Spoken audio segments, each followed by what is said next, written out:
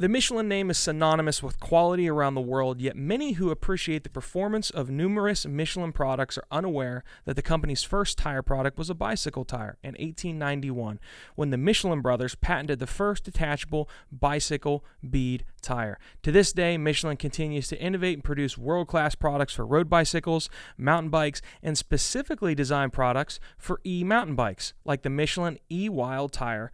It's the tire of choice for my team, the Impact Results EMTB team that's competing in the 2021 EMTB GNCC National Championship. This partnership will enable the team and its riders to showcase the performance, versatility, and durability of the Michelin E-Wild tires during our efforts to defend and pursue even more championships. Also for 2021, Michelin is introducing many exciting new products like the Michelin Force AM2 tire and the Michelin Wild AM2 tire designed for a variety of mountain bike terrains, as well as, this one I'm excited about, the Michelin Pilot SX and the Michelin Pilot SX Slick tire specifically for world-class level BMX racers like Connor Fields, even Darkside, or myself. Follow at Michelin Bicycle on Instagram or learn more about their extensive range of bicycle products by checking out their website or obviously engaging with them on social. Again, it's at Michelin Bicycle on Instagram. Hey, thanks for listening to the show. I want to talk about our friends at Just Live CBD. Support for RacerX and this podcast is brought to you by Just Live CBD. They're a trusted source for high-quality wellness CBD products created by athletes just for you. Fun fact, Travis Pastrana, ever heard of him? He may or may not know a few things about being injured, recovery, dealing with nagging pains, nagging injuries. Well, Travis is actually one of the founders of Just Live CBD, so that's pretty neat. Travis and everybody at Just Live CBD want to hook you guys up. You can get 30% off your entire order with code RACERX at checkout. Visit justlive.com. That's JUSTLIVE, justlive.com, and use code RACERX so you get 30% off your entire order.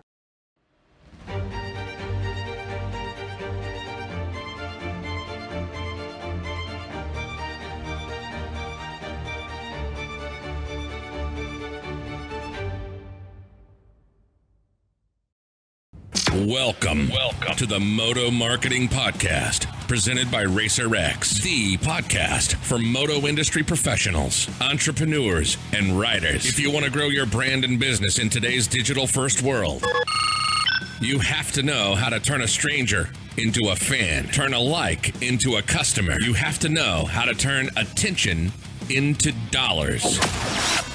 This podcast is dedicated to keeping you in the know on real marketing tactics that work in the moto world so that you grow your business and help grow the sport. Get ready to learn from the very same marketing experts trusted by RacerX, Lucas Oil Pro Motocross, GNCC, and NBC Sports. They'll help you navigate the world of digital marketing for your moto brand.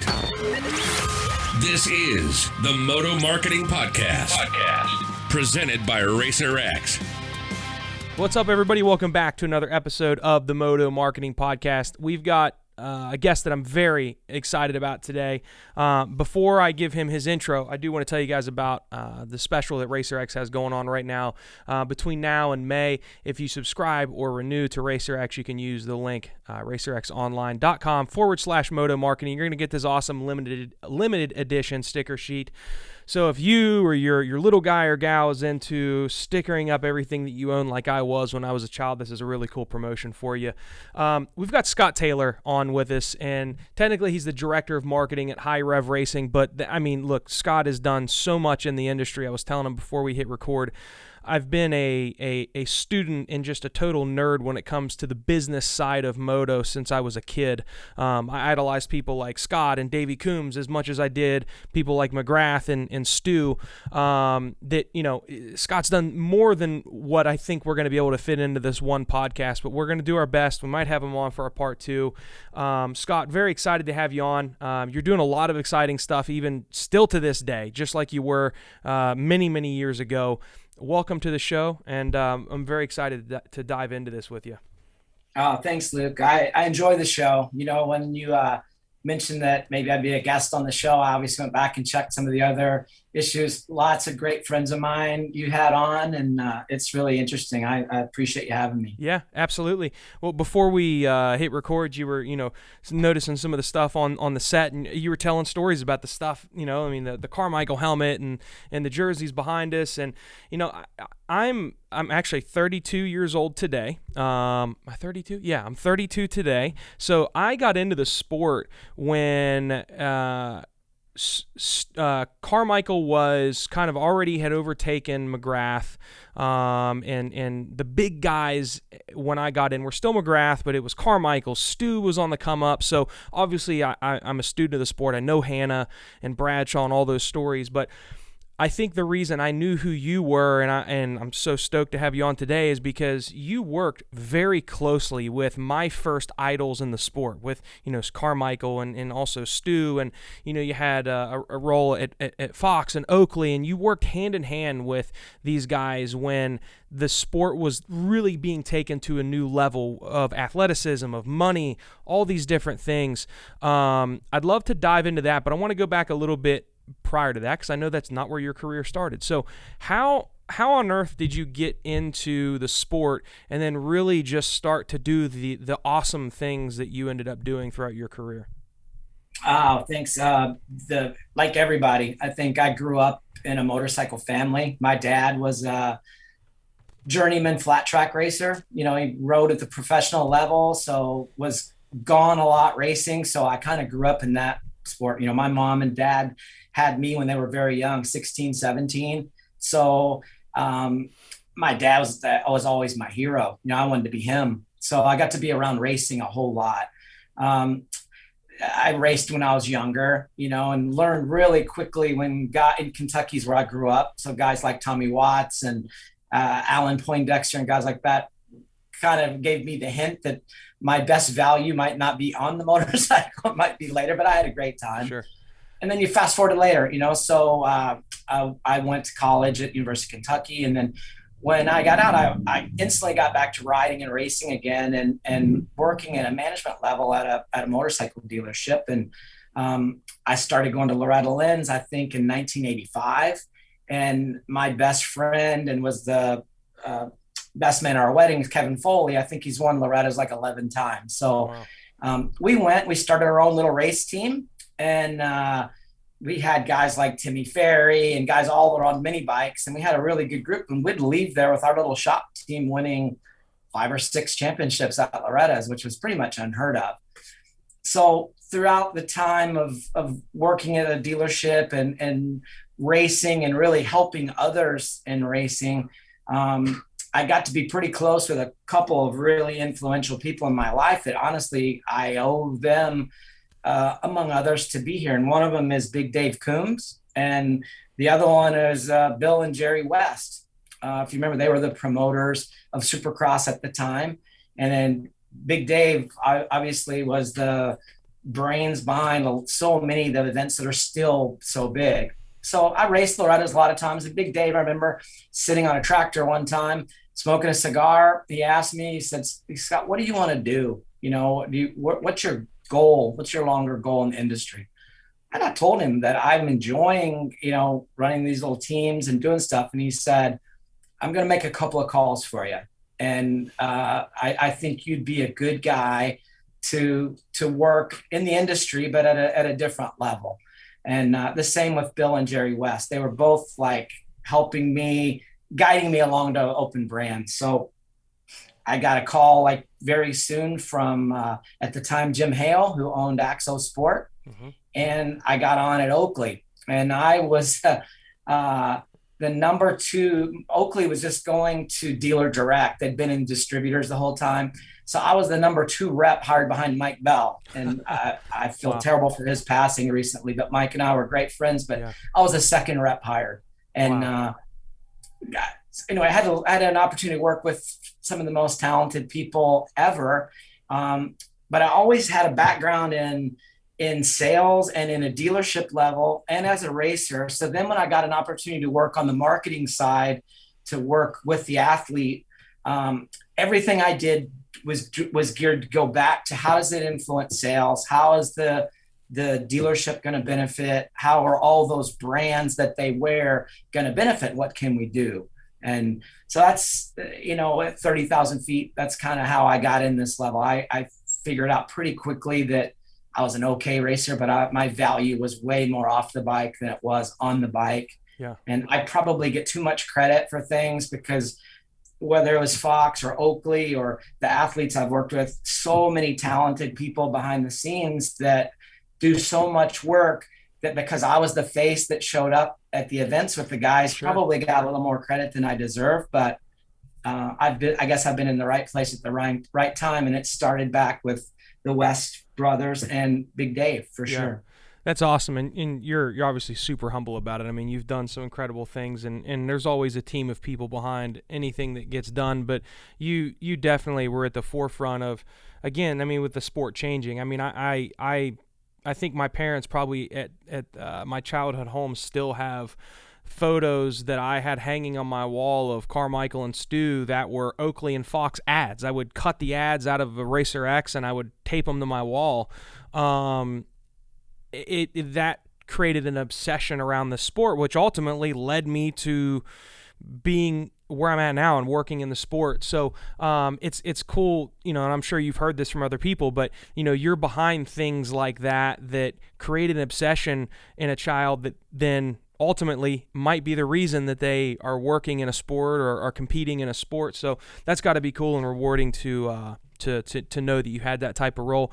Your first major athlete that you started to work closely with, was it Carmichael, or were you working with folks before Ricky? Actually, in the day, so I had the opportunity to work with Damon Bradshaw, like I was pointing out the jersey in there. That's from Manchester Honda days, but I was a part of that original AXO deal, the Y AXO. So we had Jeff Stanton and Bradshaw, and we did the Chaparral had a team. We did Mitch Payton's team. I was back involved when it was Peak Hondas, back long time ago. So that was kind of my first chance of seeing behind the curtain of, other than on the sales side, what goes on behind the scenes. And then the reason you'd probably know me more on the Ricky side would be, as his popularity grew, Fox, for example, the Fox brothers are so ingenious that we determined that we needed someone to be at the racetrack with them on their behalf too, but also representing the athlete. They're spending a lot of money, and to make sure that things would happen. I give you an example.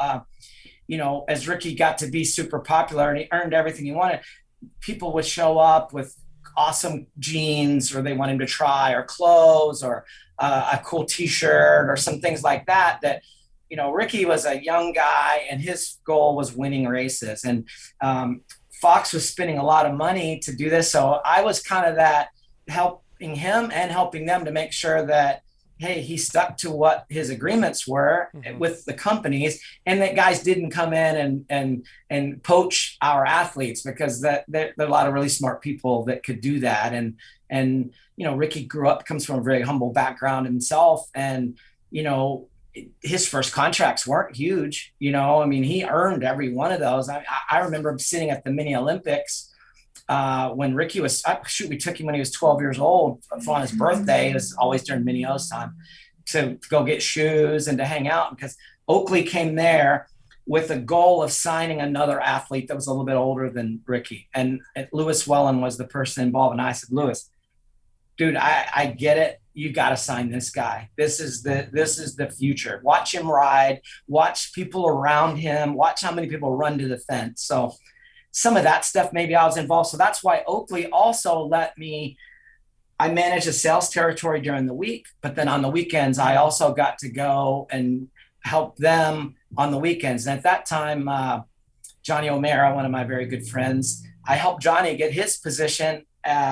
in-house at Oakley. So we all worked together, and we were all on Ricky's team. I mean, he was a mentor to Ricky. Now I was an employee of Fox and Oakley, so it wasn't costing Ricky a lot of money in those early years because I was working there, but we were also helping guide him through his, early part of his career. And that really just took off. I mean, the days with Ricky were the most rewarding ever because you could never be around anybody that works as hard as him ever. And he expected every one of us to work just as hard as he did. Yeah. But we all stayed in our lanes. Yeah. Johnny was more initially on the training, and then we brought in Alden Baker. I would work more on just the marketing and stuff, but I never talked to early Chad Watts or later Goose how to work on the bike. And then everybody had their role and everybody stayed in their lane. And I think we all pushed each other to be the best that we could. So, it made it fun to go to work. The companies I worked for benefited and the athletes did too. And it just let me go along for a hell of a fun ride. Yeah, I mean, I can't even imagine. I mean, so you worked with Ricky from, I believe you said 1997 to 2009. So you were there through that entire transition of, it's always been a small niche sport, but I mean, it got absurd with just, I mean, these guys are flying private to races and the amount of money and contracts and just fame that these guys had. And you were there from before it started to at maybe its peak. I mean, around 2009 was probably when it was really starting to peak. What was that like going from working with the 1997 version of Ricky to, the 2003 to 2007 to where, I mean, it was on fire. Like the difference in the amount of fans wanting his attention and brands trying to get at him and just obligations. Was it just a completely different animal from when you really first started working with him and helping him on the Fox and Oakley side to when it popped? What was that like? Yeah, so I can tell you the day that my role became more important was the day that they lowered him down from the MGM Grand Garden Arena as the king, which he did not want to do. Yeah. And honestly, Luke, Ricky's whole focus was win races. If you win races, everything else will happen. And we learned really quickly that wasn't the best strategy. It was great for him. He was winning. But when he got booed out of that place, we got booed. Mm-hmm. I mean, the Ricky's team was so good because, I mean, we love the guy. I mean, we would do anything for him. So when he felt pain, we felt pain. And at that point, the first thing we could do was we started getting a lot more active and including the media because we had built such a barrier around Ricky training, his home life and all that I got the opportunity to go and it maybe tell his story a little bit as things were going. So yeah, it was that was the key part. And then Ricky started getting more, he was always the same guy. We probably created this persona that he was this robot, that all he did was train and go through 10 gallons of gas a day and all that. Of course, he put in the time. Nicest, smartest guy you ever want to meet, but we probably filtered him too much initially. And I think he would tell you if he was on the show right now, if he could go back and do it again, he wouldn't trade the training as much, but would definitely be a lot more outgoing. As the business side grew, it grew over my head. I couldn't do that side, and nor would I ever claim to be the only guy. What I did was I was smart enough to know when things got above my skill set to be able to go and hire and help him find guys that could do that. Mm-hmm. So we went to a guy, I'm friends with Ken Griffey Jr.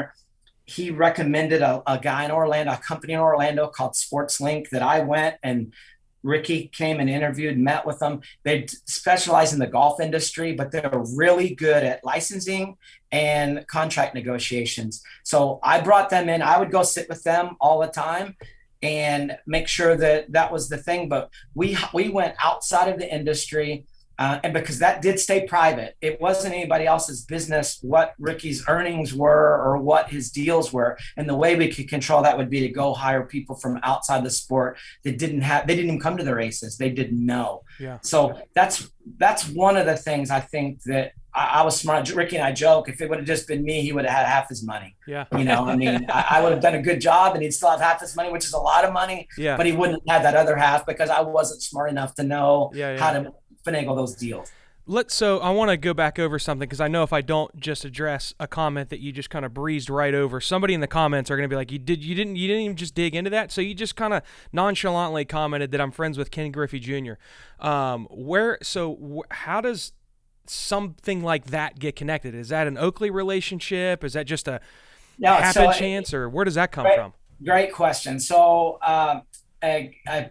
I got a phone call uh, from the dealership I worked at for a very long time. And they said, hey, Ken Griffey Jr. would like to, he's getting into riding some moto and wanted to make sure that he linked with the right people. And you're the guy we trust, that you can help him. And he called me and we hit it off right away. So, to broach the other side of my story was I said, Junior, I'll help you. And we did this. We did a Honda ad. We did a deal with his whole family. He got motorcycles, and Trey, who was just a little boy then, hell, he went on to play with the Steelers after that, but he was a little kid. I said, I could use your help with a young phenom that's in Haines City, Florida, that could use direction from guys like you and Barry Larkin, because I became friends with them. So I linked them with the Stewarts, and we would drive. We'd go over to the Stewarts. We actually shot the Honda ad for them at the Stewart compound. And James, I call him Bubba. Then we called him Boogie all the time. But they became great friends, and to this day are great friends. And they did become mentors and help him. Junior is such a motorcycle guy. He called me this year. Like, I talk to him all the time, but he called me this year before Daytona. And he said, hey, can you get me a photo pass? I want to just go take pictures. I'm like, it's a bubble. This year it's a little different, but because of who you are, yeah. I probably can't go, but I can probably get you in there. Yeah. He said, well, let's wait. But he goes, I want to go and shoot photos. That's cool. Another thing people don't realize is I got Ken's son did the KTM 50 challenge at Indy Supercross one time. And so you bring the Griffies to the thing. Sal at KTM, obviously we welcomed all the extra stuff. We take Trey, who was a good, not even good. He was a beginner level rider and probably was borderline where he could make it. But Junior said, I want him to go and have this experience in front of all these fans. So we did it. He didn't do well, but it was pretty funny. So. That's awesome. So, that I didn't even mean for that to be a transition, but that works out well. So you'd mentioned that, he became friends and a mentor of James. That's somebody else that you also worked with. You had said through his 125 career when we had spoke before the recording of this. So, talk to me about that. I mean, obviously he was an Oakley athlete and a Fox athlete, and that's something I really wanted to dive into because I know there was no other way around it. Things got weird. I mean, you have this kid that's coming up, and it's kind of the next, Carmichael takes down McGrath. Now it's Stu is coming up, and they're on the same brands other than the OEM. And you're the guy working with both of these guys. So Talk to me about when you started to get involved with James, kind of through when him and Ricky became not just the two popular riders, but the two rivals. What did that look like for your position? Because I know you're very close with both of them. So I'm a Florida guy. They're both Florida guys. I've literally known them both their whole lives. So there was never the starstruck moment for me because I remember, Bubba on PBW 50s. I was friends with his dad when his dad was racing, just like with the Carmichaels. I'm their age. I'm closer to them than I am the boys' ages at that time, even though we became very close. So yes, same thing. It was meteoric rise to fame with James, and to have someone from the companies, myself, I'd already been doing that, come on, it didn't really take away because at that time before Four Strokes, Ricky was in the 250 class, James in the 125 class. I could literally, I pretty much was the gear guy for them, even though there's plenty of guys in-house that did stuff. Todd Hicks is the guy that signed both of those guys at Fox, but it was my responsibility in those days to take care of them as pros. The reason I stopped working with James was nothing to do with Ricky and James. It was more to do with the competitiveness of the sport. I couldn't walk into the Honda semi and then go into the Cowie semi or the Suzuki semi anymore at that level, because not that they would worry that I would see some part that I would go and pass back on. It's things that you wouldn't realize, like maybe James twisted his ankle in practice or Ricky hurt his knee or something that you want to keep that inside. It's such a proprietary thing. I took myself out of even being in question. So I went to the Stewarts after I got to work with them through his whole 125 career. It was awesome. great experience, awesome family. I said, guys, I'm not going to probably be around the sport as long as you are. Mm-hmm. So, and I'm committed to Ricky, and I need to finish. I'm going to finish this with Ricky. I can't do both. I want to hire whoever you want. I'll go get them. Fox has given me the opportunity to go and hire. So Beaker, Chris Onstott, was working with Chad Reed then. And as much as, which I want to talk about later, because I think some of the talks now about when Ricky and Chad are such buddies, the entourages were the blame to why there was this friction. And I can explain that later. But in this instance, I went to Beaker and I said, dude, I got an opportunity for you. I mean, Michael Jordan, he's racing and he needs someone to finish his career with them. And it's important that you have someone that cares about them, someone that's not benefiting from them other than you're just doing the best job that you can do for them.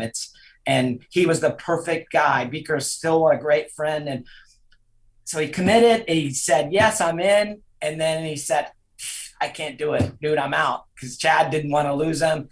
Long story short, we ended up getting him. And when both riders got on 250s, now Fox had me going to take care of Ricky and Beaker going and taking care of James.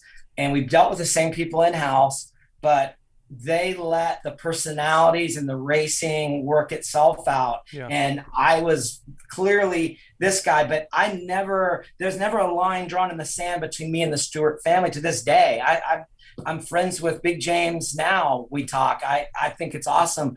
Malcolm was a little kid that was in the way, like when we were bringing like Griffies and stuff around, and now he's a stud. He's awesome. So I love seeing that, but the industry was so competitive, as you talked about. Money was so much greater. Right. Yeah. It's interesting because I think, somebody that's younger and is into the sport now, I don't think would be as impressed or caught off guard by entourages in the sport, because it's the man friend is a very common thing, and each crew kind of has their own entourage now. And I just remember, I got in during the Carmichael and McGrath and Stewart era, but it didn't even exist at the beginning of their time. Like they kind of, same thing with, they took the training to the next level. They took kind of your aspect and your, dedication to one rider to the next level. And it's been interesting to watch, obviously Stu kind of peek back in and work with Chase and come to some of the races, but really, how Chad's personality and Ricky's personality is so different now than when I was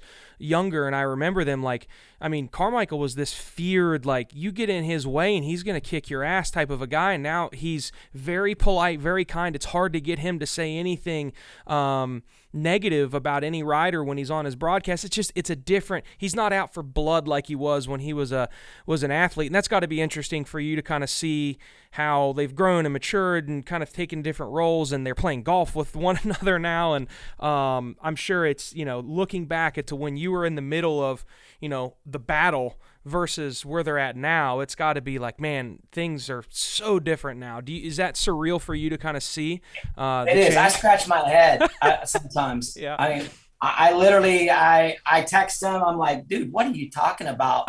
There was no issue. So I want to clarify a couple of things, because I think what keeps coming up in the Chad and Ricky discussions is the entourage, which I don't think of myself as that, but I was part of that. And so if you ask me, did you have an issue, if you're talking to me, with Chad Reed during those days? I did, but it's not personal. Mm-hmm. So think of it this way. I worked for Fox. He wore Thor. I worked for Oakley. He wore Scott. He was one of the few guys in the world could beat my guy.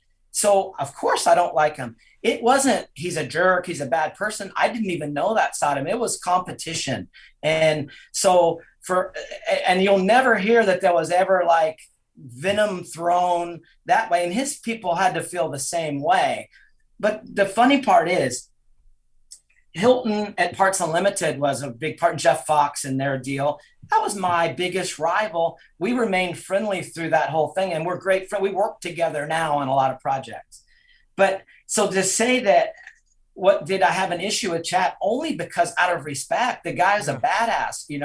If he wasn't any good, I wouldn't care. I wouldn't have mattered a bit. He was in my pocket. You figure he was beating me on 3 levels.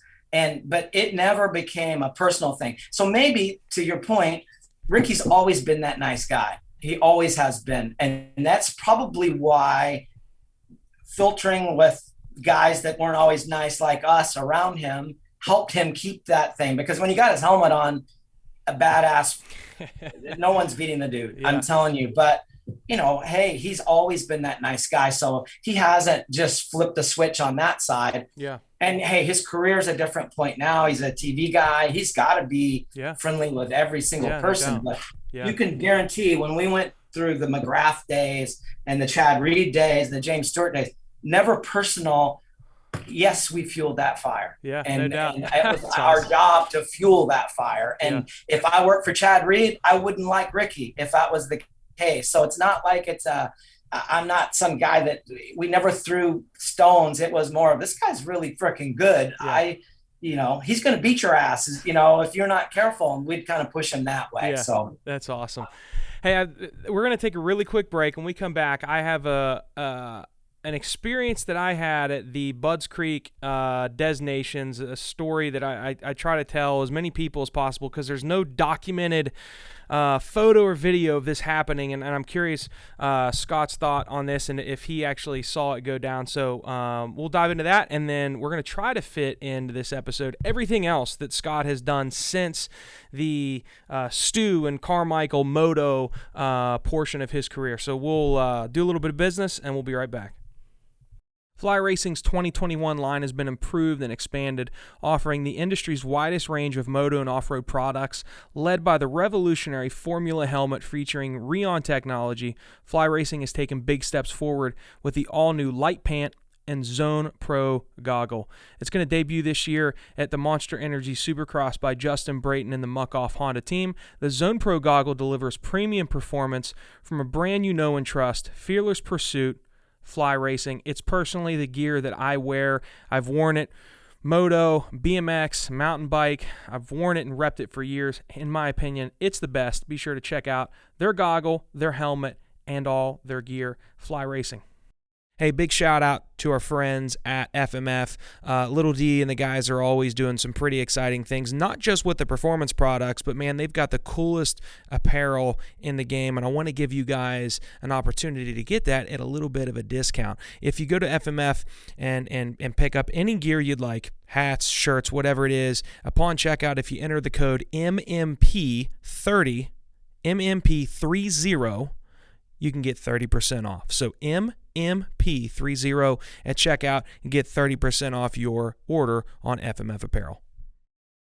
All right, guys, welcome back. Man, what an awesome episode. This is probably, I've enjoyed this. This might be my favorite one just because I'm getting so many stories that I recall these as a kid. So this is great. So Scott, I take it you were at the Budds Creek Des Nations, right? Okay. Yes. I figured barring any type of an emergency, you probably were there.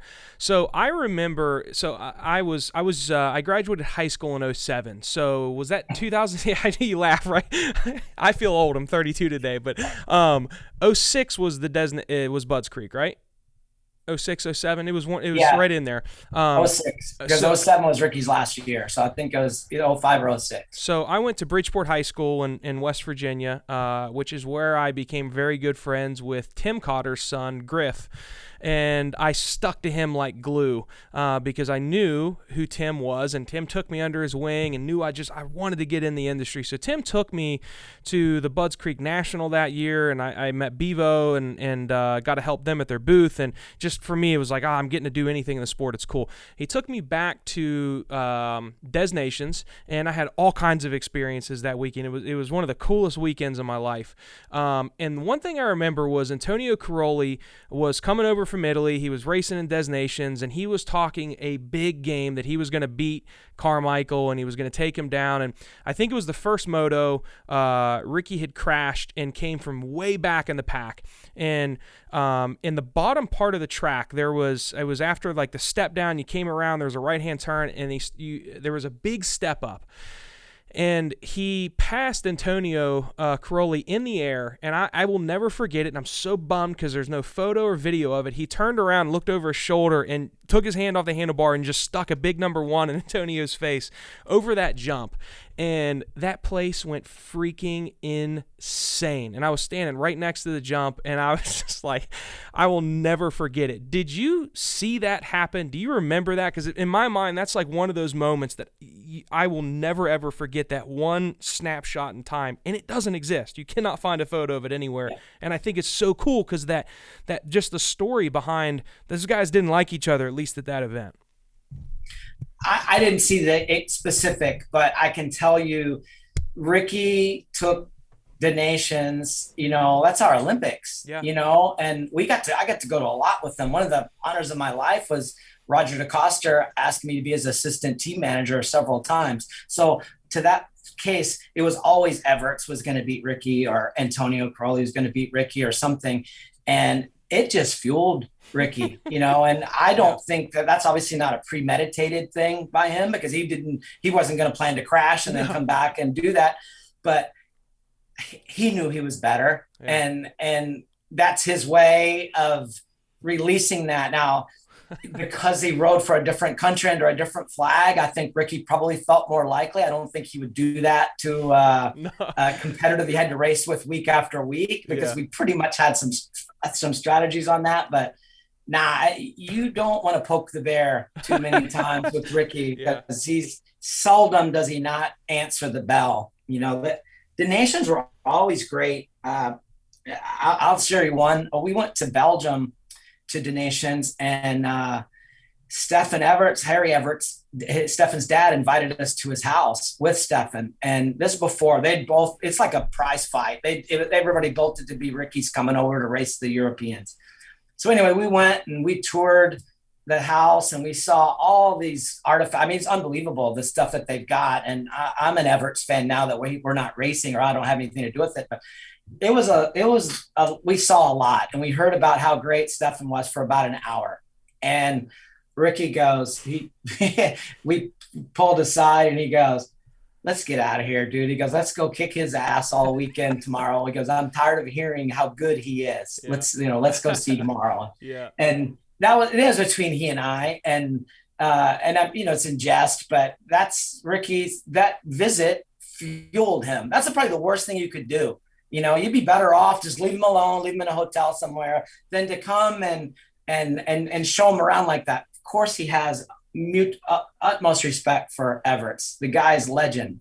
But at that time, they got a race. And it was interesting when we go there. But Ricky is one of those guys that, he carried the flag. We were the first one to separate, pull the team together. Used to be a Honda guy would go and work out of the Honda pits, and if it was a Cowie guy or Suzuki. Well, we went for the first time when I was working with Rogers, we put it all together. Mm-hmm. All brands, Team USA was together, and it was all about team. Yep. It wasn't about do your best and all that. And those years were really good. I mean, guys like Ivan Tedesco have the ride of their life, because they were so pumped up to be a part of a team, because the U.S., you're battling each other all week. Now this one weekend of a year, that's your boy. You're on the same team, and those were some great times. Yeah, those are special. I mean, I still have the Racer X issues that, recapped and covered all of those, designation events, and it's definitely changed. I'd love to see it get back to that type of a meaning, because, man, it was,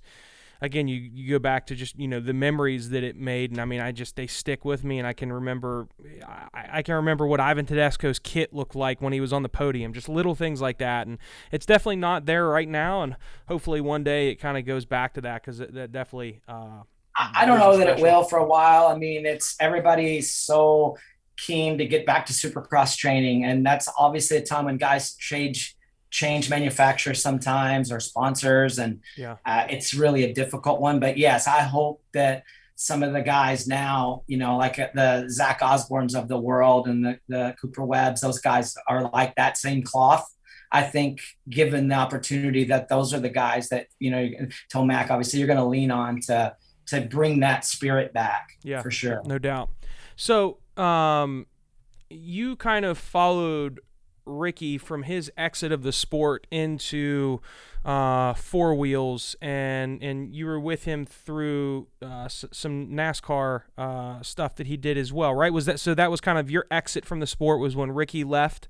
Yeah, and he got to where he didn't need the thing I was doing, and honestly, I think I remember sitting with my family and my wife, and for 11 years, I think I was 33 to 35 weekends a year gone. And my youngest son was 11, so I'm like, oh my God, those are days you're not going to get back. I wouldn't trade them for the world. It gave my wife an opportunity to be home with my son too. So yeah, so 2007 was Ricky's last, the last season. I was the last Orlando Supercross and finishing that year out. And then he started, and that's ultimately why I have the job that I have now. When Ricky was deciding that he wanted to go car racing, I went to the local stock car track, and I just went on a Saturday night. I said, who's the best guy here?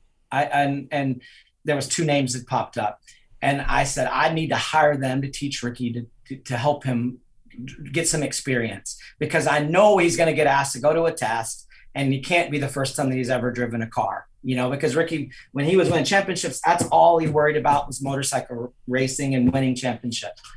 So I went and we met the guys. Ricky got to drive some, started getting his feet wet. Sure enough, we get a call at that time from Ray Evernham. Dodge still had a big program, and Casey Kane was a friend. Ricky looked up to him, and they were friends.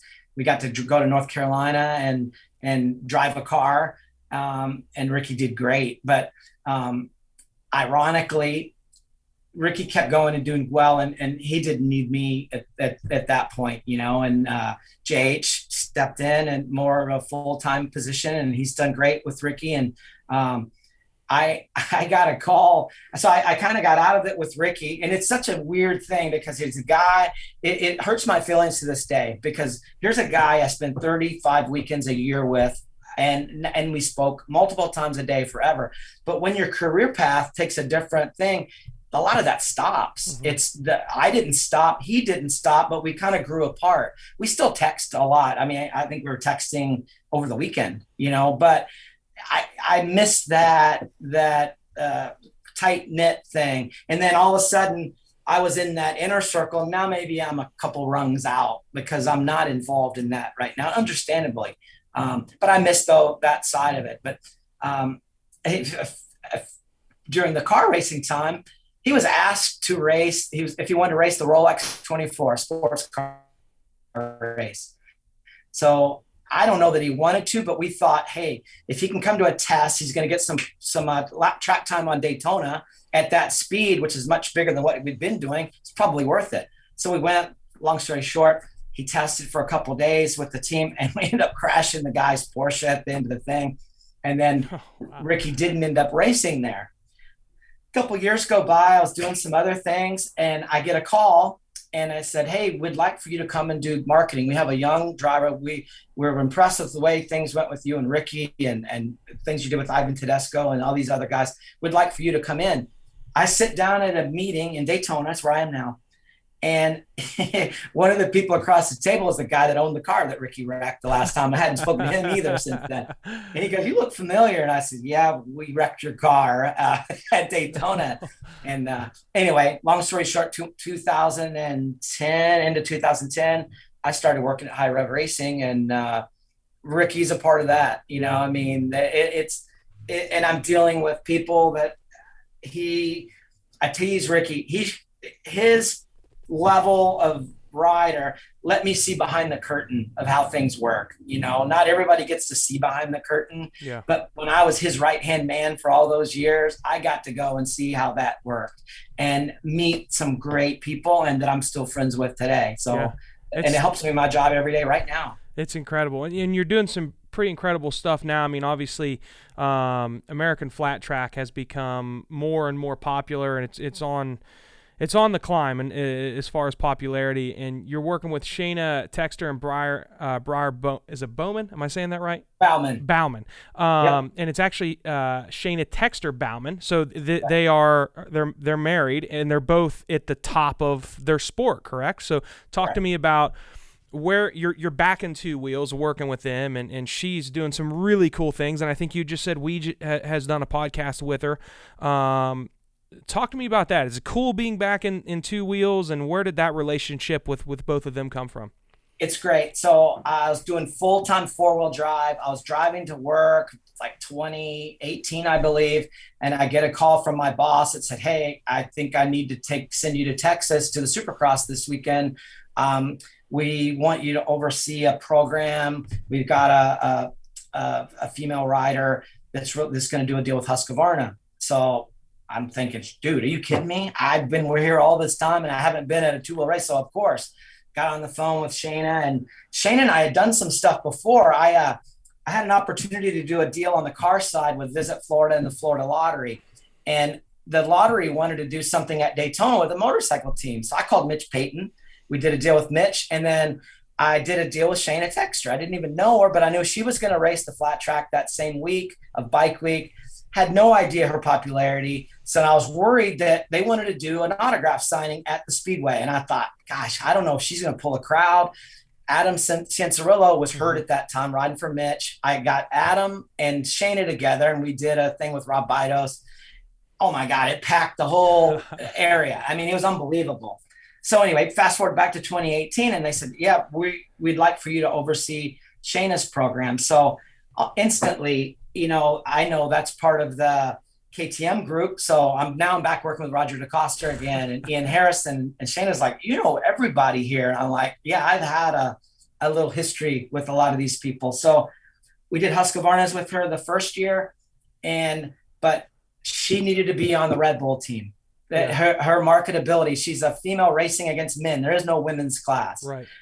She's since Ricky, I haven't seen someone with that same fierce attitude and someone that I cared about it as much as you care, because to do my job, to do it right, you got to be emotionally involved. It's the money is nothing compared to the emotional attachment. I mean, I love Ricky Carmichael. I think he's great. The only thing that would take me away from my family would be somebody that I really care about. Yeah. And I care to this day about him. And that's why I did it. I have that feeling with Shayna now. So we got her. She did great. 2018, we moved her to the KTM team, Red Bull KTM. Roger DeCosta was great in helping us get on that program. Red Bull did a documentary of her on Change of Pace. It's an award-winning film that they did on her. It had like 4.5 million views instantly. And fast forward to now on her behalf, she wins both rounds of the opening weekend, on the 12th and 13th at Volusia Speedway. And so for those listening, it's not just she's in there and competing against guys, like she's kicking their ass. Like she is the real deal. Yeah, she's awesome. She's the winningest in that class. And she's really a badass on ovals. So ovals, especially her specialties are half mile and mile tracks. They do have TTs, which we're working on. So TTs have a right-hand turn, at least one, and a jump. Flat trackers don't jump that well. That's why, like, you've probably seen Ryan Sipes come in. Red Bull would send him, and he'd win a TT because, one, he's a phenomenal rider, but he didn't want any part of the ovals. I can tell you that much. They're really amazing. Yeah. So Shayna was dating Breyer at the time, and he was on another brand, a motorcycle. And when he got a chance to be on the factory team, he won the championship back-to-back seasons. And it's the same story. He knocked off the Jeremy McGrath of that story. And he's the Ricky Carmichael. He's the guy that's focused too much on winning, not enough on his persona. Mm-hmm. He's the second most popular person in his household. And he's the back-to-back Grand National champ in the premier class. So he's awesome. And I'm really enjoying going back racing with them. So currently my job is I do this year 17 with COVID. I'll go to 17 rounds with Shayna and Breyer. They don't race against each other. They race the same events in a different class. There's only 3 classes. And then I do 10 sports car races. Like I'm getting to work with guys like Jimmy Johnson, and we put Chase Elliott in our car at the Rolex 24. And Jimmy was with us again this past weekend at Sebring, and you think I've been doing this long enough that I pretty much know my job until you see how they do things. And it's happened to me twice. Meeting Jimmy's crew, how great they are, and Chase's. And back when we tried to go to X Games with Ricky, and Deegan's guys kicked our ass because they totally got the marketing. We just focused on trying to win the event, and they actually won the event, even though we went home with the gold medal. They won the event. Yeah. So here's something I'm curious about, and obviously I own a digital marketing company. This is the kind of stuff that I geek out about. So looking at, when Carmichael and Stu were in their prime, social media was really just kind of getting started. It's not what it is today. Now you're working with, with Shayna and Briar, and I'm looking at Shayna's Instagram. It's at Shayna Texter. She has 21.9 thousand followers. Solid, consistent, engaging content. It's interesting because she's a girl and kicking guys' butt in a guy's game, and there's just all this to it. Your role, how much do you help them or think about social media and helping them manage their image and market themselves digitally now? Because you probably didn't have to even think about that, at least at the beginning part of Carmichael and Stu's career, where now it's an important component and piece of it. Do you get involved at all with that? Do you help them answer questions, or is it something that you really don't care about and you don't even want to think about? No, we care, and I do get involved just from a consulting type side. Sure. The one thing that fans would know instantly is someone other than Shayna or Briar were doing the thing. Like we can't hire someone to do the post. People see through that instantly, and we want it to just be authentic. So the thing that I'm trying to do is link them with other people that had more success that they can get a relationship with that can help. I'll give you an example. Shane and Briar, I took them as my guests to the Rolex 24 to make sure that they got to meet Chase Elliott and they got to meet Jimmy Johnson. Here, Jimmy Johnson has 3 million Twitter followers. So for Jimmy to even recognize that they're there and they're friends, that's an opportunity to blow it up for sure. But so yes, that is a focus, and especially on Briar. Here's the back-to-back Grand National champ, and no offense, you didn't even know how to pronounce his name, and that's a problem. But that's recognizable. I mean, you're a smart guy in touch with this, and we're not doing a good enough job with him to make him more of a household name. So what else have I done? I've got them both linked with Alden Baker. They're training at Baker's factory, so now they're going and they're riding Moto with Cooper and Zach. Those guys have been great friends. When Briar was ready to lock up his championship that week, my God, he was freaking out. I had Ricky contact him and talk to him about it. He's done it for me 2 times when he won both times. Zach Osborne reached out to him and explained what he went through as he's wrapping up his championship. And dude, that's normal. You're a young guy. You're going to be around a while. So just ride your race, And so I think if I bring anything that benefits those, that's probably the most. It's relationships throughout, is helping link them, because I don't think they would have had a chance to go to Baker's factory or to know Alden. I mean, I've known him since the first day he walked on the property at the goat farm, and we still talk all the time, So I think those are maybe the things that I bring to help them the most. Just like with Ricky, with Shayna, I've never rode his motorcycle afoot. That dude did all the work. Yeah. Shayna's doing all the work. It's my job to help her tell her story and to get her in front of people that can do that. And it's a great opportunity for partners to get involved. It's the best kept secret, I think, the American Flat Track Series right now. It is. I'm not always able to say who we work with on the show, but American Flat Track, they're one of the folks that we have had as a client for a couple of seasons now, and I think it was an introduction I got from Davey Coombs, and it's turned into a really cool relationship. It's a cool series, and I'm grateful, obviously, to have him as a client, but it's what got me starting to actually watch it. I was like, all right, I'll check this out. I mean, I know what it is, but let me really understand it. And man, it's a really good watch. Like, if you're a Moto fan, you would enjoy that. And I think actually on Monday's Pulp Show, Steve Mathis was talking about how he's been getting into it and been watching it. It's good racing, and it's on the come up. And it's cool that you're in there working with athletes that are at the top of that sport, and you're really transcending that, husband and wife duo and a girl beating guys in a guy's game. Like, there's so many cool storylines, and man, you've had just an unbelievable career.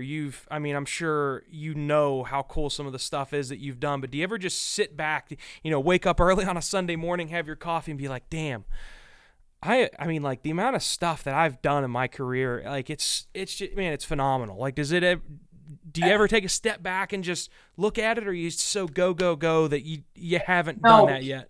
No, you're exactly right. I mean, dude, I'm the luckiest guy in the world because I'm one of those guys. I joke, I keep falling uphill. You end up with just, you're surrounded by the best athletes in their sport in the world. So the work is done, when they're doing that. It's more of this, just trying to, God, I'm sure Shane and Briar are sick of hearing about Ricky stories, but you know what? They want to know, because Ricky probably, or James or Ivan or one of the guys throughout, probably went through what they're going through at some point, and to link them with other friends in the sport. And like we talked about, back to the Chad Reed thing.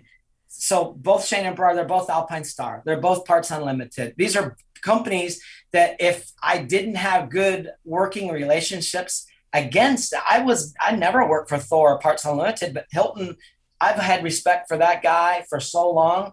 So I gave him a hug when we got to start actually working together, because I've never been on that side of it. I've never had anybody. Alpine Stars used to always be the nightmare to Fox on the boot side, and so now to be able to have athletes in that circle, and from